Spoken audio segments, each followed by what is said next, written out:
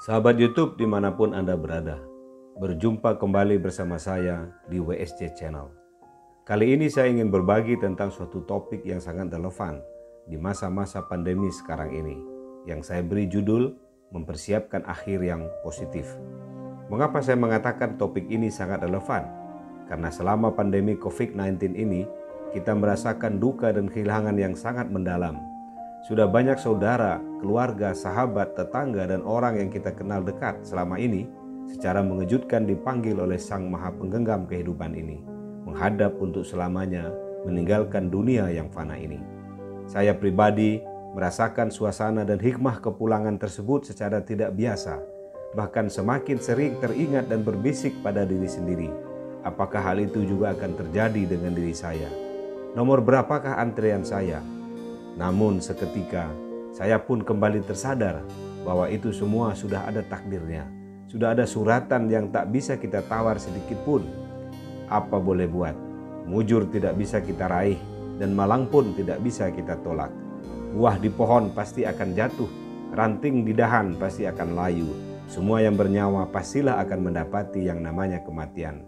Bagaimana dengan Anda, saudaraku? Apakah melihat dan merasakan fenomena yang sama akhir-akhir ini? Saya tidak sedang menakut-nakuti loh ini.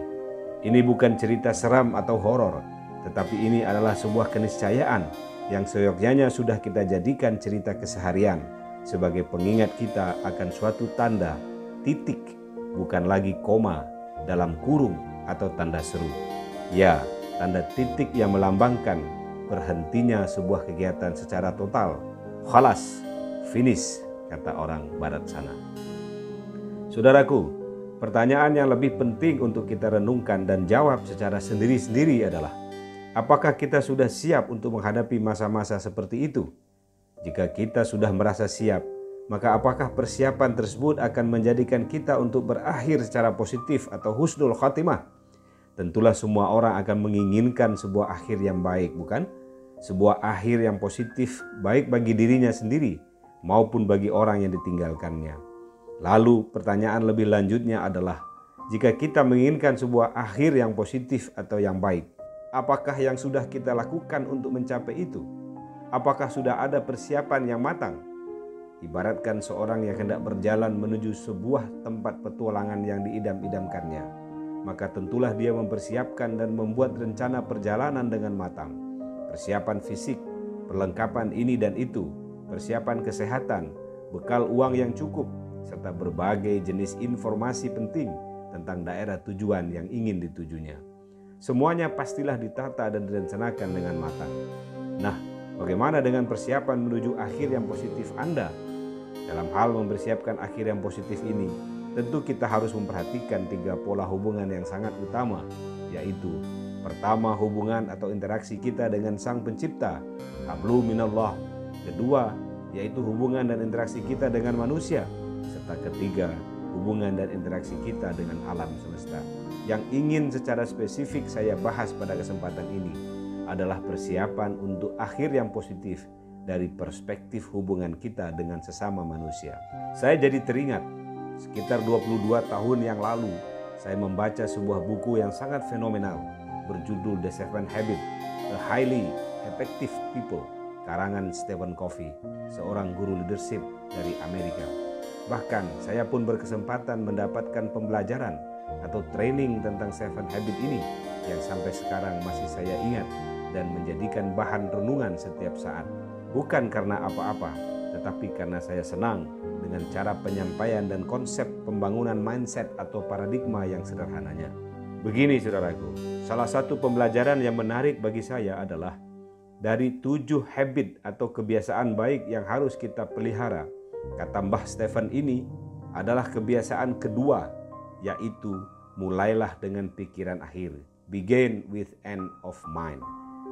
Dia membuat sebuah ilustrasi dan exercise yang sangat sederhana seperti ini. Bayangkan jauh ke depan, suatu masa di mana Anda akan terbujur kaku setelah mengembuskan nafas terakhir dan disemayamkan di rumah Anda atau di rumah orang tua Anda.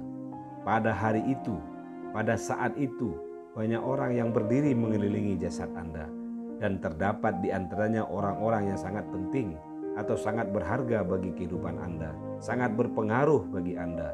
Misalnya ada orang tua, ada suami atau istri, ada anak-anak, ada saudara kandung Anda, ada tetangga, ada guru, ada mantan bos, mantan anak buah, juga ada sahabat-sahabat dekat Anda selama hidup Anda. Nah, sekali lagi bayangkan situasi seperti itu terjadi suatu saat nanti. Seandainya setiap orang yang sangat penting bagi kehidupan Anda yang hadir pada hari itu akan diminta berpidato singkat untuk melepas dan mengenang kepergian Anda, maka apa kira-kira satu kalimat penting yang Anda inginkan untuk diucapkan oleh setiap mereka? Apa kenangan atau kesaksian yang Anda inginkan untuk mereka sampaikan tentang Anda selama hidup di dunia ini?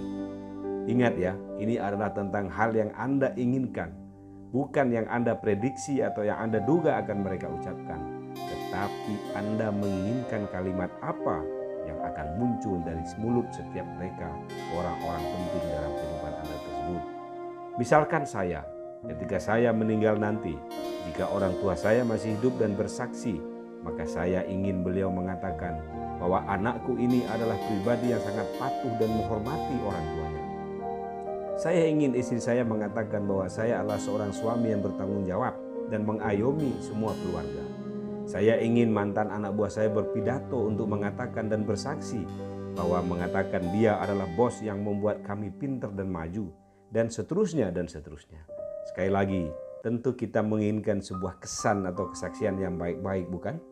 Anda juga boleh, bahkan sangat dianjurkan untuk menuliskan kalimat-kalimat yang diinginkan itu untuk diucapkan orang-orang penting bagi Anda secara rinci sesuai perannya masing-masing, baik sebagai orang tua, suami, istri, anak-anak, sahabat, tetangga, dan sebagainya.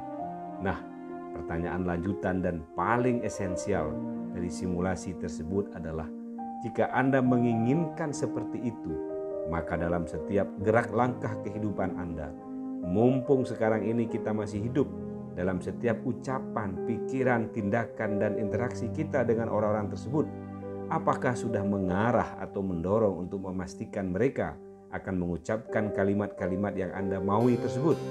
Apakah Anda sebagai anak misalnya sudah selalu mendengarkan, menghormati, dan mengikuti nasihat orang tua dalam kebaikan, sehingga Anda akan pantas untuk dikatakan sebagai anak yang menghormati dan patuh kepada orang tua? Pernahkah kita melawan kepada orang tua kita sendiri? Pernahkah kita melupakan dia? Pernahkah kita menjauh darinya? Pernahkah kita mengacuhkan saran atau nasihat-nasihatnya, padahal nasihat-nasihat itu adalah sebuah kebaikan?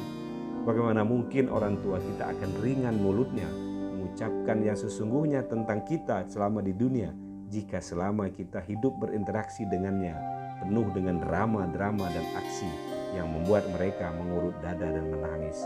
Bisa jadi akhirnya toh mereka hanya akan berucap bahwa saya sudah memaafkan dan mengikhlaskan anak saya ini. Mungkin itu hanya sekedar sebuah ucapan kerelaan di tengah kekecewaan dan kesedihan yang mendalam dari dirinya. Wallahu a'lam bishawab. Demikian juga dengan pasangan hidup, dengan anak-anak, dengan tetangga, dengan sahabat. Apa yang sudah Anda lakukan, ucapkan, bahkan kontribusikan kepada mereka selama ini. Apa yang Anda perbuat sehingga mereka bisa memberikan kesaksian seperti itu nanti? Dan apakah mereka akan betul-betul mengeluarkan kalimat yang ringan dari mulut mereka seperti yang Anda inginkan? Sudahkah kita peduli dengan tetangga? Sudahkah kita hadir membersamai sahabat-sahabat terbaik kita dalam suka, apalagi dalam keadaan duka? Sahabat terbaik itu konon adalah sahabat yang hadir atau yang mendekat di saat kita susah. Sudahkah kita tulus membantu mereka? Ataukah kita masih berharap pamrih dalam menolong mereka? Demikian juga dengan para bawahan, para staf kita di kantor. Apakah sudah kita berikan kepada mereka yang terbaik? Apakah setiap ucapan yang keluar dari mulut kita kepada mereka sudah merupakan ucapan-ucapan yang membuat mereka termotivasi, membuat mereka lebih percaya diri, membuat mereka terhibur dan terinspirasi untuk meraih kebaikan dan kesuksesan terhadap diri dan keluarganya? Bagaimana dengan kakak dan adik-adik saudara kandung kita? Apakah kita sering hadir di saat mereka merindukan kita dan bantuan kita? Ataukah sebaliknya, kita lebih sering menonjolkan keberhasilan kehidupan kita dan menjaga jarak dengan mereka dengan mengatakan kepada mereka bahwa semua ini saya raih dengan jerih payah, dengan kerja ulet, dengan perjuangan yang luar biasa. Sehingga kalau kalian mau sukses seperti saya ini, maka kalian juga harus melakukan hal yang sama dengan saya. Tidak ada makan siang yang gratis. Apa begitu cara kita memperlakukan mereka? Marilah kita renungkan bersama, saudaraku. Apakah antara akhir yang positif yang kita inginkan sudah sejalan dengan usaha kita untuk mencapai akhir yang baik tersebut? Sudah sejauh mana kita berinvestasi dalam menanam kebaikan, memperbanyak saldo tabungan bank emosional, bukan sebaliknya semakin menggerus saldo tabungan bank emosional sampai minus. Ya, dalam kebaikan kita jauh lebih sedikit. Jika kebaikan kita jauh lebih sedikit dibandingkan keburukan kita, maka tentulah saldo tabungan bank emosional kita akan semakin negatif alias minus. Jadi kesimpulannya, bagaimana tips atau saran agar kita mampu mempersiapkan akhir yang positif, mencapai akhir yang positif atau husnul khotimah nanti dari perspektif interaksi kita dengan manusia? Sederhana saja, saudaraku. Yang pertama, mulailah dalam membuat mission statement atau kalimat pernyataan singkat namun penuh makna. Saya ingin dikenang sebagai apa oleh setiap orang penting yang berpengaruh dalam kehidupan saya. Yang kedua, pikirkan dan susunlah cara atau langkah-langkah apa yang harus saya kerjakan, harus saya katakan, harus saya perbuat agar saya bisa mendapatkan kesaksian seperti itu, seperti yang saya inginkan dan saya tuliskan sebagai mission statement saya nanti di hari kematian saya nanti.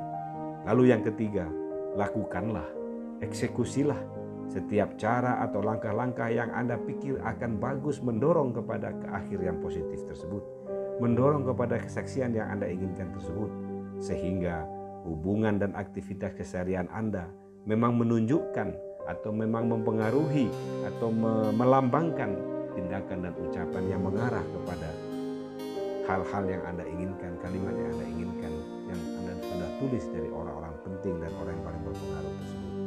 Yang keempat, evaluasilah setiap saat.